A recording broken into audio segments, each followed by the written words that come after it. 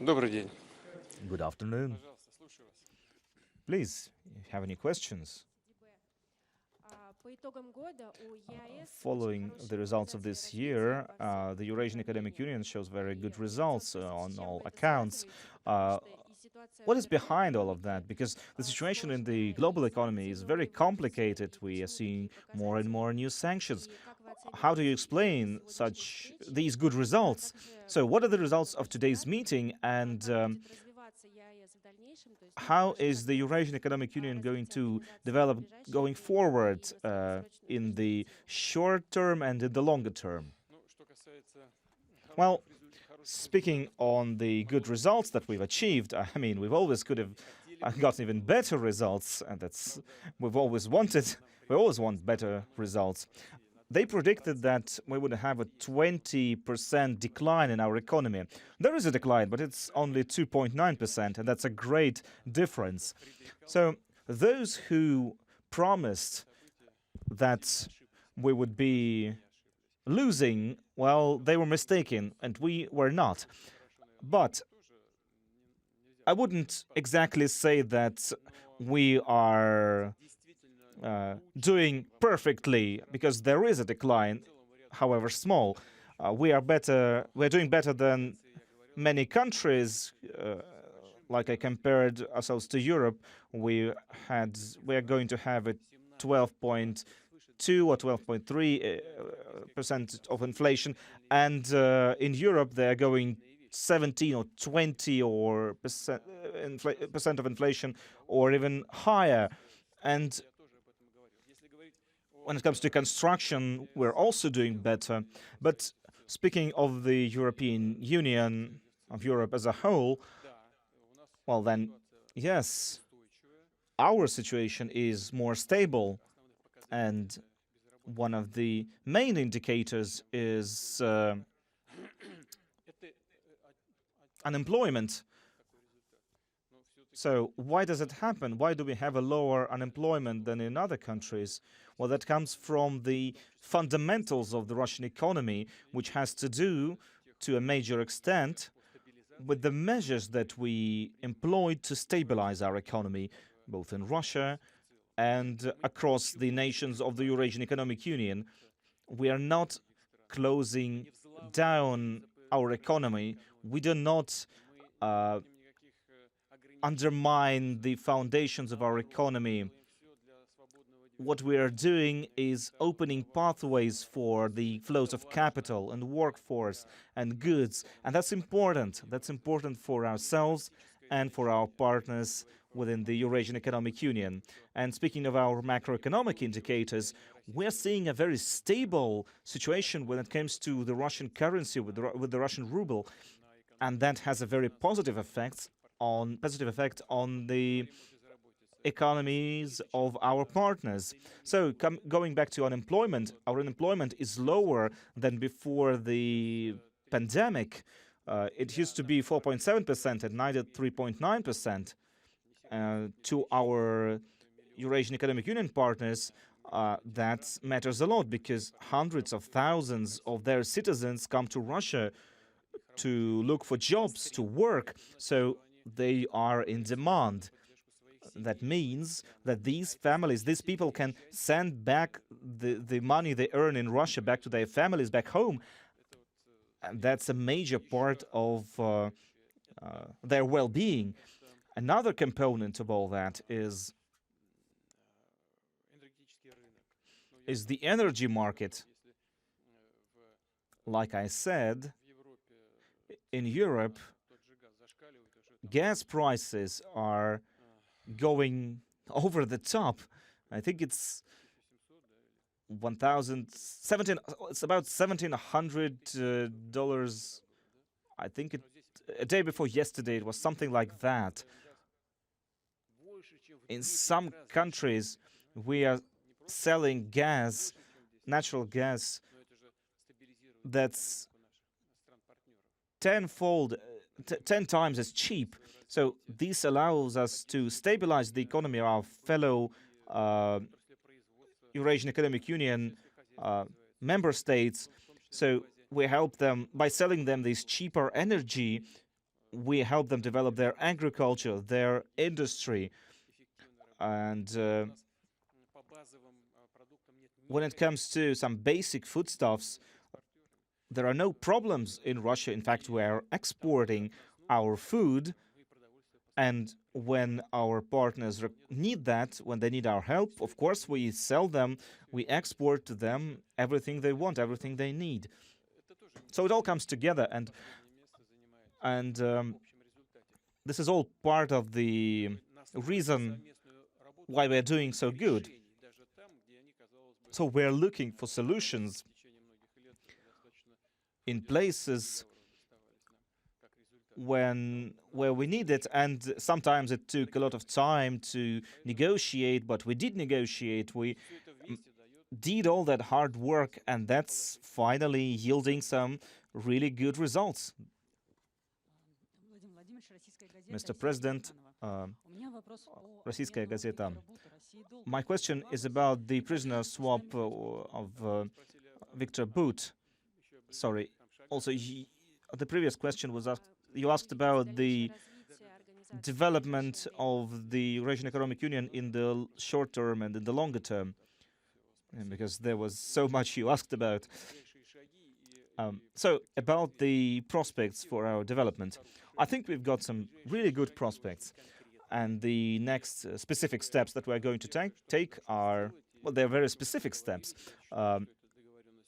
Something that we agreed upon, and I think that's really critical, really essential. We've agreed to create a mechanism to support our cooperation activities when it comes to practical production in the industry, real industry. When it comes to improving our technological sovereignty, our independence, that's really important. And that's one of the very solid results of our work today. And in the upcoming few years, we are planning to carry out and implement the agreements we've reached before. Specifically, I'm talking about creating a common gas market, and we are planning to formulate specific principles of our joint work. We're also planning to create a common energy market, electricity market. So there's a lot of hard work ahead of us when it comes to negotiating all the details, but we've had some really productive discussions today, and a lot of things were clarified. It's not just about Russia. It's not Russia's position to keep prices high and block someone from buying some goods or energy. No, it's about coordinating and harmonizing economic policies of different countries. Take, for example, well, we have different models of subsidizing our industries and our producers, or take socioeconomic or political aspects. In some countries, prices for consumer goods are subsidized, but the next day they are unable to subsidize them because of those socio-political or economic reasons. So it takes time. And take other country, there are less subsidies there. It's a more market-driven economy, and maybe they have different tariffs for transportation. Take the western border of Russia, for example. Overall, throughout Russia, tariffs are different, but we are trying to level them out. Where's the cheapest gas, do you think? The place where gas is extracted. So, in the Yamalo-Nenets region, it has to be the cheapest, right? But the country is enormous, and we cannot sell gas at one price, at cheap prices in one part of the country, and sell it as higher prices in other parts of the country. So we have to subsidize, for example, this specific sector of the economy. So there have to be unanimous and joint and common principles of subsidizing across the country and across the region. It all takes time harmonizing all of these things. And the same goes for taxation, for example. When it comes to regulations and tax codes and the functioning of the tax system and the using of modern digital technologies. Now, we have a common understanding that we need to move towards that goal. It requires a lot of hard work in the coming couple of years, but we have a common understanding that it's necessary, and I think we will achieve great results. We have amazing prospects for the development of transportation infrastructure and logistics chains. Many nations of the world are interested in creating these new logistics corridors, these southwest and south, north and east to west logistics corridors. Several projects that we've announced, we've heard our partners and other countries express their interest in those projects, and these projects also involve those corridors. So, apart from that, there are many other exciting projects.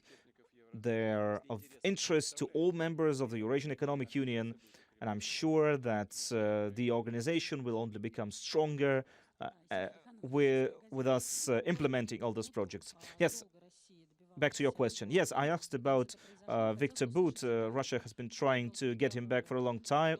Finally, we did it. I'd like to hear some details, if you can share them. Who negotiated his return? And maybe that is heralds a return to more to a better, more friendly negotiations with the US. Well, when it comes to prisoner exchanges, that's the Federal Security Bureau and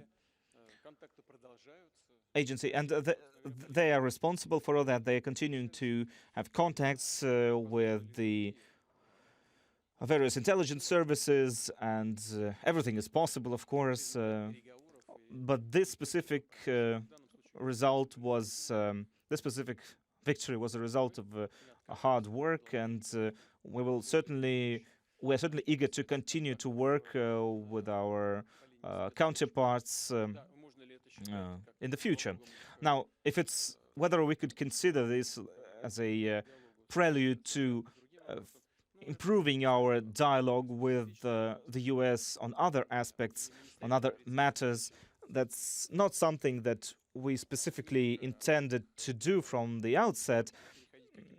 I don't think we could just go from these talks, from these negotiations to resolving some other matters, but this does create some kind of a different atmosphere. Maybe that will yield some positive results.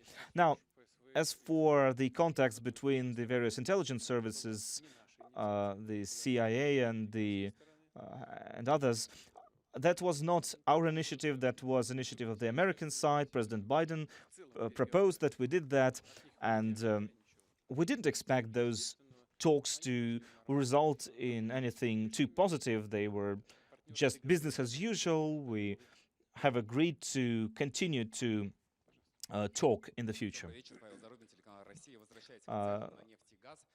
So going back to oil and gas prices, recently gas introduced a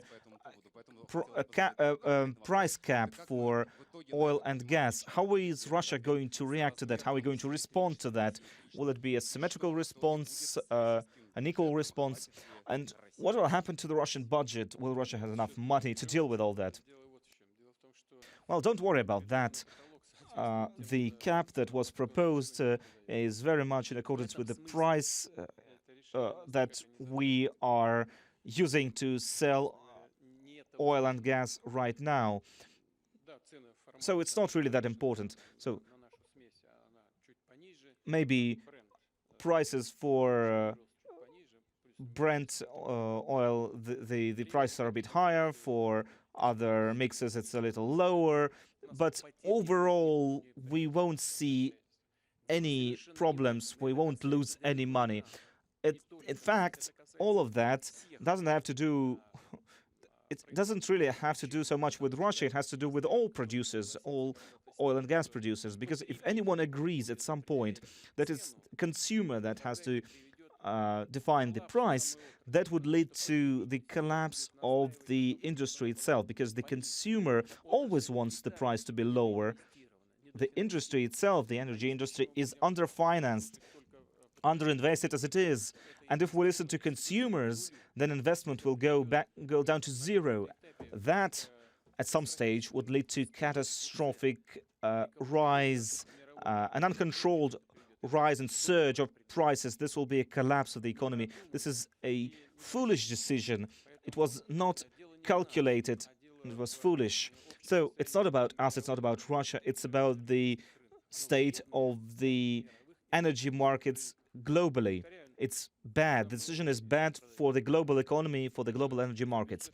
So don't worry about Russian budgets. Nothing about the Russian budget. Nothing wrong will happen to it. But let me say that again.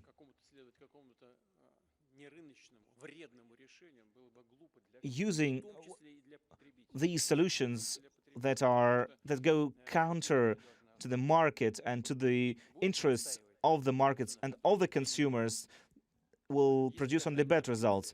Because even if they are successful in reducing the prices and the prices do go down, then investment will also go down. And consequently, prices in the end, as a result, the prices will surge at some point, and everyone will suffer. So as for Russia, we will just not sell our energy resources to the countries that make decisions like this, who implement policies like this price cap, and perhaps we may think about reducing the production of oil or gas. We have agreements with OPEC Plus, and we have a certain threshold, a certain limit to the production of these resources. And I'm talking about Russia, of course. We're not implementing that right now. We're just thinking about this, but this is one of the steps we could take. As for the specific steps that Russia will take, these will be all listed in the decree that will be released in the coming weeks. How do you estimate the current state of things with the special military operation on Wednesday? When you talked to the human rights activists, you said it is going to be a lengthy process. Could you please elaborate more on this? And at that meeting, you said that if Russia is not using the nuclear weapons first, it is not going to be the second to use it. Can you explain these traits as well? As for the lengthy process, I meant the settlement itself could take a lot of time because the operation is going at its pace, everything is stable, there are no problems with that, so the defense ministry is transparent. Everything that is happening there on the ground, it is reflected in daily reports by the defense ministry. Everything is objective, is transparent, so there is nothing to add on my side. As for the settlement in general, yes, I believe it is not going to be simple and it will take some time. But one way or another, all the stakeholders will have to agree with the realities on the ground. That's the first part of your question. The second part, as for the use, I understand that it concerns everyone. It has always been of concern to everyone. As soon as there was the weapons of mass destruction, mankind was worried about what would happen to the planet, to us. Because look, what I meant, I will elaborate on this. The United States, they have the theory of preemptive strike. That's one. Two, they are developing the system of debilitating strike. It's a strike with modern state-of-the-art means on the command centers to disarm the enemy. What are these means, modern means? These are cruise missiles, because we didn't have them, land-based cruise missiles. We got it. We destroyed them. And when the Americans were negotiating with the Soviet Union, they destroyed land-based ones, but they kept the ones that were based in the sea. But now we also have them, and they are more state-of-the-art and even more efficient. That's one. Two, it was believed that this preemptive disarming strike would be used with the hypersonic systems, but the United States don't have this, and we do. So if we are to talk about this disarming strike, we should think about using these ideas of enhancing their security. Because in previous years, they didn't shy away from talking about this out loud. Secondly, in the United States, there is this theory, strategy, doctrine even of preemptive strike. We don't have it in our strategy. Our strategy stipulates a return strike because it's not a secret to anyone. What is a return strike? So we are returning the strike, replying. Our systems, when they see that the missiles were launched, if we see it, then we reply. Because we hold exercises of our nuclear forces. We are not hiding that. We are not concealing that. We are informing all the nuclear powers, the United States. We are informing them that we are holding this kind of exercises. They are doing the same. And as soon as we receive this signal about the missile strike, we launch hundreds of our missiles. And it would be impossible to stop them, but that would be a reply, a response. What does it mean? That when the enemy warheads would fall on the Russian Federation, it will happen one way or another. There is no way to avoid that. But nothing would remain from the enemy. It would be eliminated because it's impossible to stop hundreds of missiles. And it stopped them from doing that. But if a potential enemy believes that it would be possible to use the theory, the doctrine of preemptive strike, and we are not considering this option, it makes us think about the threats that are created, that are posed by these kinds of ideas in the defense doctrines of other countries. That's all of it. Good afternoon, TASS agency. Angela Merkel recently said that the Minsk Accords were signed only to give Ukraine time to prepare and then to wage war in Russia. How do we take this? Did we know that our partners were doing this to us? Thank you. Honestly, for me, it came out of the blue. I didn't expect that. It was disappointing.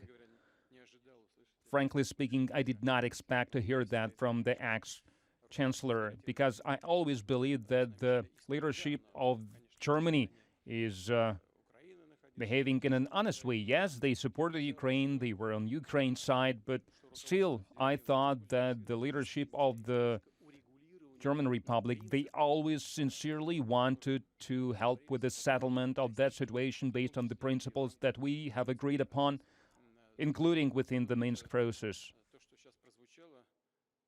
And what you just said, it means that we did the right thing when we launched the special military operation. Why? Because it turned out that all these Minsk Accords, no one was going to implement them. Ukraine, I'm quoting their ex-president Poroshenko, he said the same thing, he signed them, but he didn't plan to implement them. But I hope that other participants of that process were sincere, but they were also lying to us. And the idea was to pump Ukraine with weapons to prepare them for hostilities. Yes, we can see that now.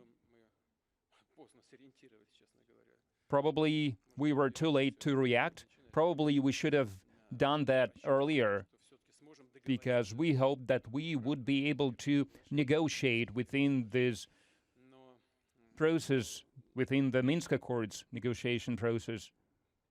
But well, what can I say? It begs the question of trust. The trust is almost gone, it's almost at zero, but after such statements, of course, you wonder, how can you negotiate with them? About what? Is it possible to negotiate with them? What would be the guarantees? That's the question that we're asking. But eventually we will have to negotiate, and I said that on many times that we are ready, we are open for negotiations. But it makes us think about who we are dealing with. And the final question, please, one last question. Interfax, Ksenia Golovanova, Mr. President, did you have a chance to talk to President of Kazakhstan and Prime Minister of Uzbekistan to talk to them about the idea that Tokayev was talking about, referring to you, about some kind of trilateral gas union, gas alliance? Tashkent is receiving gas from Gazprom, from Turkmenistan. Why are we talking about Russian gas supplies? What gas pipelines would be used for this? And how do you estimate? Is it something that could happen in the nearest future? It's not a secret, actually. We started with the first question. Your colleague asked this question. And she said that Eurasian Economic Union countries is stable, sustainable, is satisfactory, it has good potential, and this is true. But that means that the economies will grow, will continue to grow. They are growing now, they will grow in the future. And in turn, it means that there will be more consumption, more energy consumption. Already now, there is a shortage of it. And such countries as Kazakhstan that are producing their own gas, Uzbekistan, they are looking into the future, and they are doing the right thing. They have really good teams working on their economies, good political leadership, and presidents of both countries. They are looking into the future. They are trying to calculate how much gas they are going to need in the future, and then they conclude that they need additional volumes. And I also mean their obligations coming from the previous years on export, because they have obligations on exporting. And the internal consumption is growing, and they should fulfill their export obligations, and it all is causing the need to compare the notes, to look into what we can do. Can we do anything? Yes, we can, but there is still a lot of questions, open questions. For example, north of Kazakhstan is receiving gas from Orenburg.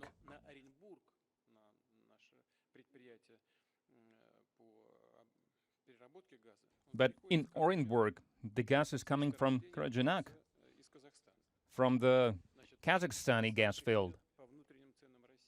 So, and Kazakhstan is getting it, paying the internal Russian prices. And to pump it to Uzbekistan, we will have to use the gas pipeline system that was built in the Soviet time, and it has to be maintained, it has to be fixed. It has two pipelines. One is not being used at all, and the second one is used to supply gas from Karachaganak to Orenburg.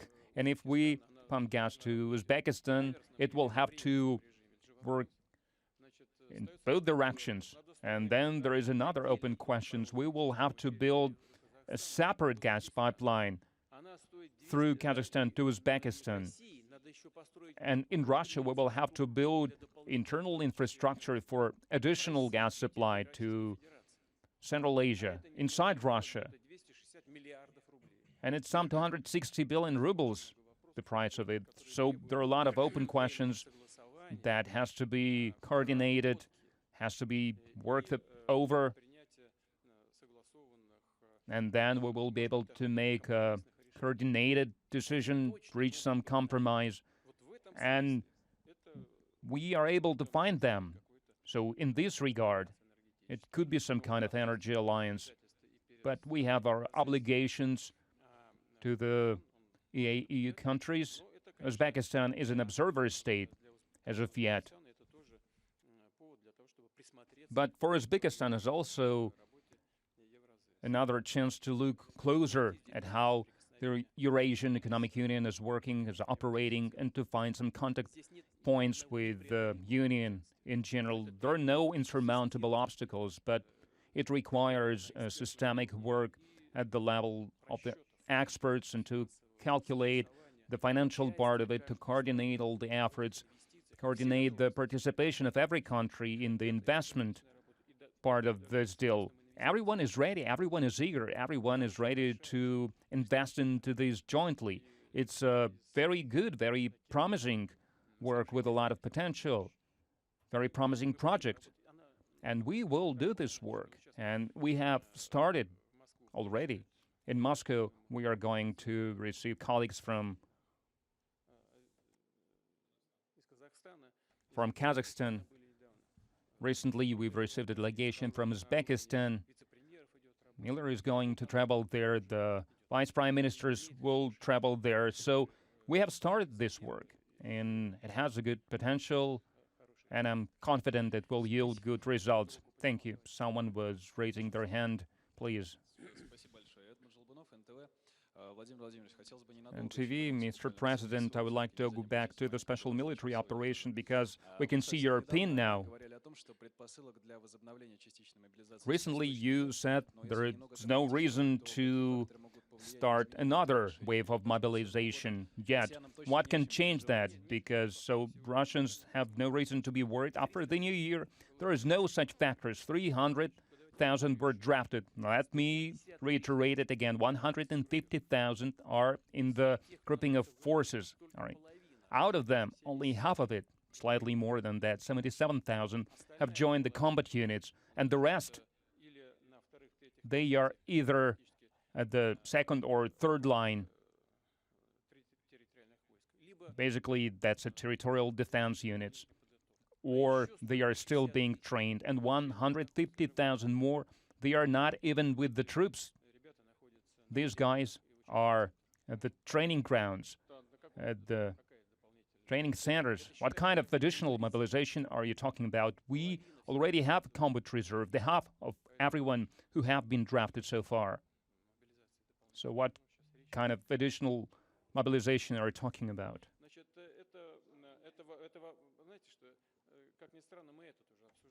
You know, we've discussed that too. We need to look at the situation, at how the situation is developing.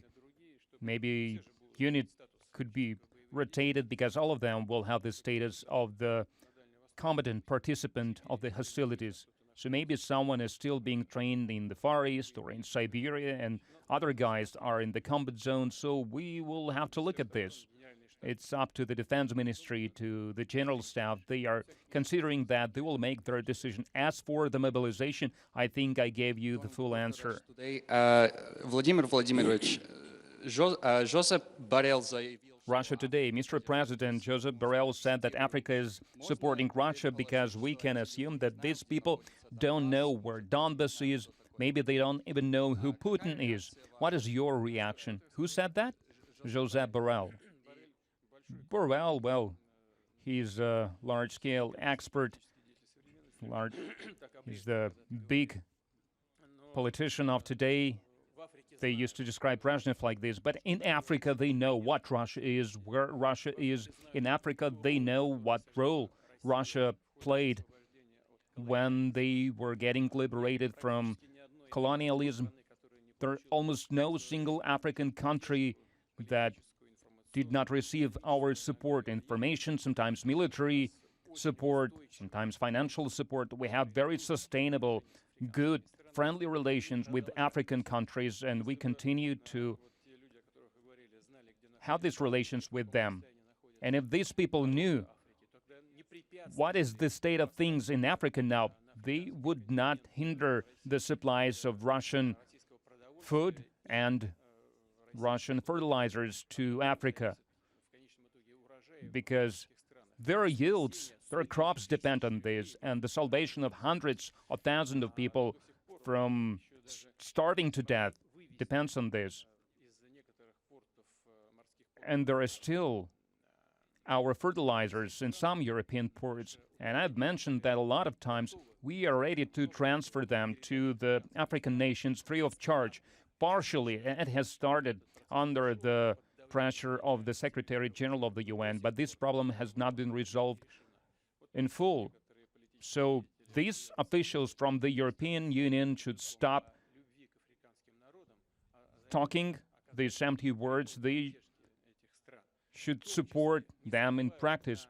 They should not buy food from the world global markets with the money that they are printing. They should not make the inflation bigger. They should not put the peoples of Africa into this difficult situation, and they should not stop Russia from working, from doing this work that is so needed for the people in Africa, people who really need this support. So let's stop at this. Thank you very much. Then the very last question, Commerçant Andrei Kolesnikov. Today, Ilya Yashin, who's that? A blogger. What did he get? He was sentenced to 8.5 years. Don't you think that 8.5 years of prison term for just saying something, that's just too much? To be frank, I just don't assume anything. I have a degree as a lawyer that I received in Leningrad State University, and I want to tell you one thing, that interfering with the activities of the courts is unacceptable. I can't put under any doubt any rulings of the court. There are laws, there are rules. Citizens can get protection. They can go to some higher institution, and the lawyers of Mr. Yashin, they obviously know what to do. May I now? Thank you very much. You're Desatova, Radio Vesti FM, and recently we are getting contradictory messages about supplies for the army. What are you getting? Contradictory messages about how the army is being supplied. You're saying that the problems are being dealt with, but still we hear a lot of reports from the troops. They are not only asking for gear, but also for medicine, because they're running out of these things very fast. So who do we believe? Reports from the Defense Ministry or people at the front line? You can only believe me. So, and we are working with the Defense Ministry almost daily. We are discussing these matters with them. I have to say that we used to have some problems. Judging from what you're saying, probably there are still some issues, but from what I understand, they are becoming smaller and smaller in scope. They are not as urgent as it was at the beginning, especially after the mobilization. But judging from what you're saying, and probably you're right, the problem has not been resolved fully yet. But it's just a matter of time. I think the biggest issue we have dealt with, but it takes some time to develop the manufacturing activities, and the Trade and Industry Ministry is dealing with that now. So, last week you crossed the Crimea Bridge once again, so this is still a very important project to you. Well, let me just support the people who constructed, who built that bridge, because I'd like to support them. In a very short time span, they made a massive amount of work, massive amount of work, and I wanted to see for myself whether it was true, because it's one thing to read something in the reports, and it's very different when you get verified information from independent sources, and the same goes for the bridge. I wanted to look for myself how good it is made, how well it is made, and it's certainly made really well at the highest levels of technology, and I don't know if it was heard in the video, because there was a lot of wind back at the time, but some of the builders said that there was some details to correct a millimeter here or there, so that it's all according to regulations, and that's what they're going to do, because in fact, there are almost 3 bridges all in one place, because there's a bridge for car transportation and for trains, and so trains are always going there as well. So, but unfortunately, there was this cistern that was destroyed, that was full of fuel, and it exploded, and there was a fire which damaged some of the construction. I think that they promised to me that the major part will be restored by late March. Well, the